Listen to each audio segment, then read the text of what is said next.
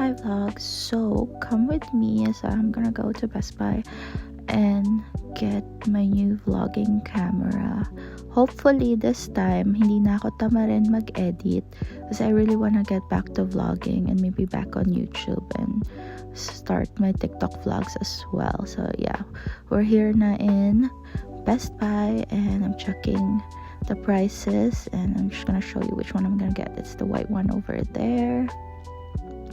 I was comparing some specs and finally nakuha ko na, nasa car na, and it's unboxing time. So eto na siya guys, finally in the flesh. So careful ka lang dyan girl, masyado akong excited, sorry naman. Anyways, so reposition para mas makita niyo yung angle. And grabe pala no, fully sealed pala to. Ang daming plastic, ang daming boxes and everything. So I got the creator bundle kasi medyo ambisyosa tayo at syempre dapat unahin ang yabang kahit wala namang pera.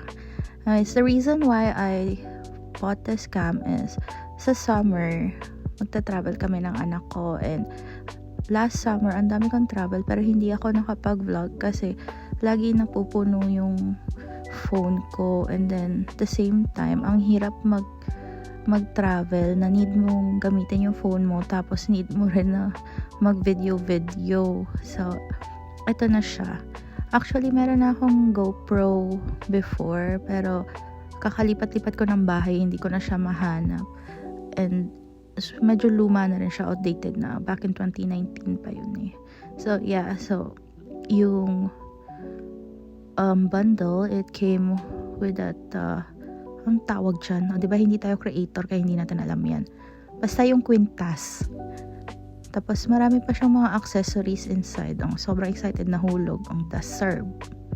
Yeah, so ito na yung body talaga ng camera with the screen, and then more attachment. I think the black thing it's for hat, and i-clip mo lang siya. Tapos kailangan pa pala yan i-set up.